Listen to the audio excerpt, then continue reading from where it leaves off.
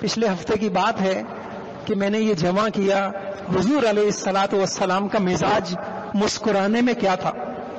آپ حیران ہوں گے، میں ابھی آپ کے سامنے یہ رکھتا ہوں. حضور علیہ الصلوۃ والسلام کی قولی تعلیمات بھی تھی، خندہ پیشانی، مسکراؤ، لوگوں سے اچھے رویوں سے ملو. اب آپ کا مزاج کیا تھا؟ شمائل کی کتابیں جس میں آپ کے حلیے، آپ کا مزاج، آپ کی عادتیں ہوتی ہیں، اس میں لکھا ہوا ہے. حضرت ایک صحابی فرماتے ہیں ما رأيت احدا اکثر تبسما من رسول اللہ صلی اللہ علیہ وسلم، میں نے حضور سے زیادہ کسی کو مسکرانے والا نہیں دیکھا، اتنا مسکراتے تھے. ایک صحابی حضرت جریر رضی اللہ تعالیٰ عنہ اپنی قوم کے سردار تھے، آخر میں مسلمان ہوئے. فرماتے ہیں کہ میں جب بھی حضور علیہ الصلوۃ والسلام کے پاس گیا، دو باتیں بتاتے ہیں. ایک تو کبھی رکاوٹ نہیں تھی کہ کسی نے کہا ابھی نہیں، ابھی صاحب آرام کر رہے ہیں، ابھی نہیں، نہیں، بے دھڑک. اور دوسری چیز ولا رآنی منذ اسلمت الا تبسم، جب سے مسلمان ہوا اس کے بعد سے جب بھی میں حضور سے ملا تو میں حضور صلی اللہ علیہ وسلم مجھے دیکھ کے مسکرا دی. حدیثیں سنا رہا ہوں. اور حضور علیہ الصلوۃ والسلام ایک مرتبہ فجر کی نماز ہے، مسجد مدینے میں اور بھی مساجد تھیں، اور گاؤں دیہات کی زندگی جس نے دیکھی اتنا آسان نہیں ہوتا، تو صحابہ اپنے علاقے میں بھی نماز پڑھ لیا کرتے ہوں گے. ایک مرتبہ صحابہ فجر کی نماز میں مسجد نبوی آ گئے. انہوں نے یہ سنا تھا کہ بحرین سے کچھ جزیے کا مال آ رہا ہے، تو صبح کی نماز میں مسجد میں پہنچ گئے. خلاف معمول جب حضور صلی اللہ علیہ وسلم نے ان کو دیکھا تو فتبسم رسول اللہ صلی اللہ علیہ وسلم حین رآہم، آپ دیکھتے ہی مسکرا دیے، آپ دیکھتے ہی ان کو مسکرا دیے. بڑے بڑے مسئلے حضور صلی اللہ علیہ وسلم مسکرا دینا. ایک مرتبہ مدینہ منورہ میں قحط پڑ گیا، بارشیں نہیں ہو رہی، حضور خطبہ دے رہے ہیں، ایک صحابی آتے ہیں اور کہتے ہیں یا رسول اللہ بارشیں رک گئی ہیں، جانور مر رہے ہیں، پریشانیاں ہیں، دعا کر دیجئے. آپ ہاتھ اٹھاتے ہیں، موسلا دھار بارش ہوتی، اتنی بارش، اگلے ہفتے تک مسلسل بارش. اگلے ہفتے ہی وہی صحابی دوبارہ آتے ہیں، یا رسول اللہ بارشیں بہت ہو گئی، نالے بہ گئے، راستے بند ہو گئے، عمارتیں منہدم ہو گئی، دعا کر دیں. فتبسم رسول اللہ، حضور مسکرا دیتے. بات پہ مسکرانا. طائف فتح مکہ ہوا، فتح مکہ کے بعد حنین ہے، حنین کے بعد طائف ہے. طائف کا محاصرہ بڑا طویل ہو گیا اور قلعہ فتح نہیں ہو رہا تھا. حضور علیہ الصلوۃ والسلام نے صحابہ سے یہ فرمایا انا قافلون غدا انشاءاللہ، ایسا کرتے ہیں کل واپسی کرتے ہیں.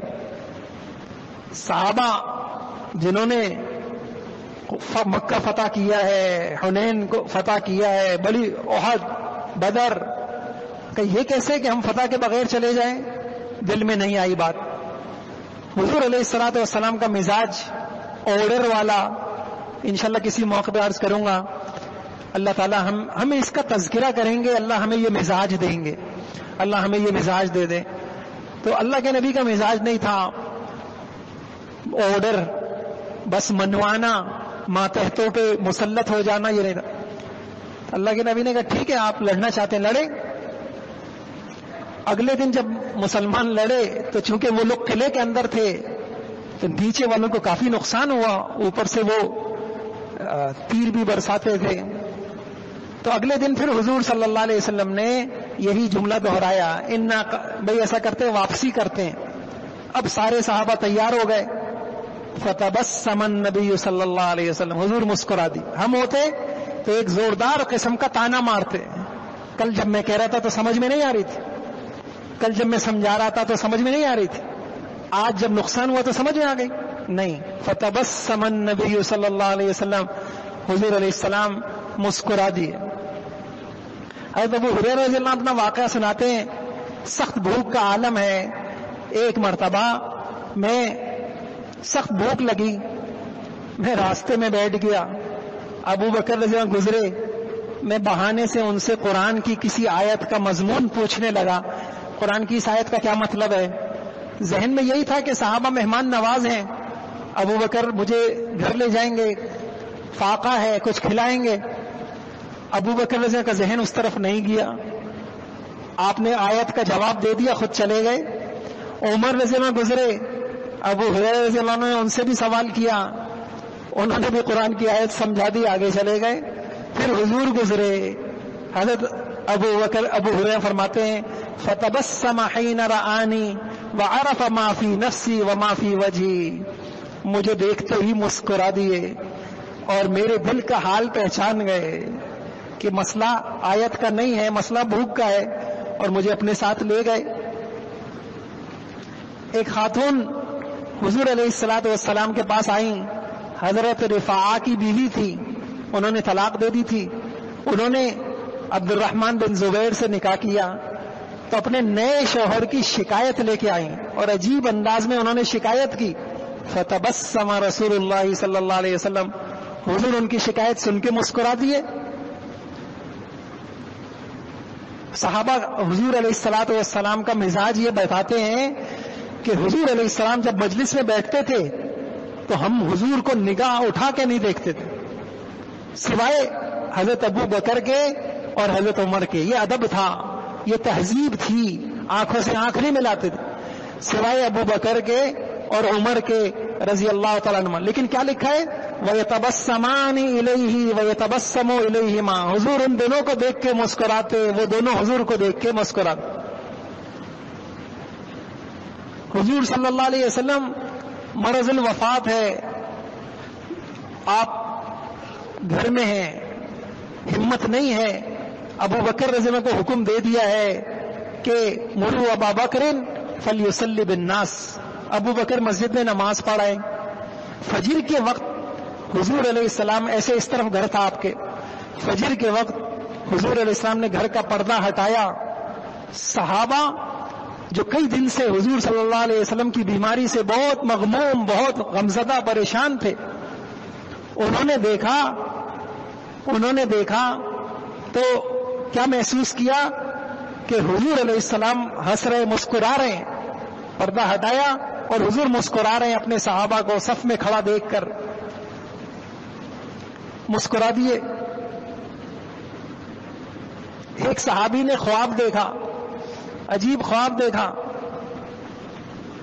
خواب کیا دیکھا انہوں نے کہ میں نے خواب میں دیکھا کہ کسی نے میری سر پہ مارا، میری گردن. یہ حدیث کے، یہ میں سارے واقعے آپ کو حدیث کے سنا رہا ہوں اور میں نے مختصر کیا، آپ جمع کریں تو پوری کتاب اس کے اوپر بن سکتی ہے. حضور کی مسکراہٹیں، حضور کا ہنسنا، حضور کی خندہ پیشانیاں. ایک صحابی نے خواب دیکھا اور خواب میں کیا دیکھا کہ میرا سر وہ تن سے جدا ہو گیا اور میرا سر، جیسے میں اپنی تعبیر میں عرض کر رہا ہوں، جیسے فٹ بال ایسے ہوتی ہے تو میرا سر ایسے ایسے دوڑ رہا ہے، آگے لڑک رہا ہے. فتبسم رسول اللہ صلی اللہ علیہ وسلم، حضور ان کا یہ خواب دیکھ کے مسکرا گئے اور فرمایا یہ شیطان کھیلتا ہے تمہارے اس طرح خوابوں میں، جب کسی کے سامنے اس طرح کا خواب ہو تو وہ بیان نہ کرے. انشاءاللہ آگے بھی کچھ عرض کروں گا. اللہ تعالی ہمیں حضور کی سنت پہ عمل کرنے کی توفیق عطا فرمائے. گھر میں داخل ہوتے مسکراتے، بیویاں مسکرانے لگ جائیں مسئلے حل ہو جائیں، ساسیں مسکرانے لگ جائیں مسئلے حل ہو جائیں، بہن بھائی ایک دوسرے کی ملاقات میں مسکرانے لگ جائیں مسئلے حل ہو جائیں. مسکراہٹ ہو، دل کی صفائیاں ہوں. آگے انشاءاللہ عرض کروں گا. اللہ تعالیٰ مجھے بھی حضور صلی اللہ علیہ وسلم کی اس سنت پہ عمل کی توفیق عطا فرما دے. اللہ کی قسم، نبی پاک صلی اللہ علیہ وسلم کی ہر سنت میں کامیابی ہے، ہر سنت میں آج کیوں ہم اپنے تعلقات میں ناکام ہیں؟ بیٹوں کو مسکرانا نہیں آتا، بیویوں کو مسکرانا نہیں آتا، ساسوں کو مسکرانا نہیں آتا. ایک تناؤ ہے، سب کچھ موجود ہو کے بھی کچھ نہیں ہے. تناؤ ہے، کھچاؤ ہے، ایک دل بھرا ہوا ہے، خوشیاں نہیں ہیں، مسکرانا شروع کریں، خندہ پیشانی شروع کریں، مسلمان کو خوش کرنا شروع کریں، اچھے رویوں سے ملنا شروع کریں. یہ منٹوں میں یہ مسئلے اللہ پاک ہمارے حل فرما دیں گے. خود ہم محسوس کرتے ہیں کہ جو لوگ مسکرا کے ملتے ہیں دل چاہتا ہے ان کے پاس جانے کے، دل چاہتا ہے ان کے پاس بیٹھنے کو. اللہ تعالیٰ مجھے بھی توفیق عطا فرما دے، آپ کو بھی توفیق عطا فرمائے. یہ ہمارا دین ہے، اتنا خوبصورت دین ہے. اور یہ سکھانا ہے بچوں کو، ڈگریاں نہیں پکڑانی ہیں. بچیوں کو ڈگریاں پکڑا کے اتنا بوجھل کر دیا، اور طلاقیں ہیں کہ ختم نہیں ہو رہی. بچیوں کو مسکرانا سکھائیں، خندہ پیشانیاں سکھائیں، مسائل میں خاموش رہنا سکھائیں، بچوں کو سکھائیں. تعلقات انشاءاللہ اچھے رہیں گے، زندگی خوبصورت ہوگی. بڑی چیز پیسہ نہیں ہے، لوگوں سے کیسے ملنا جلنا ہے، اس کو سیکھنے کی چیز ہے.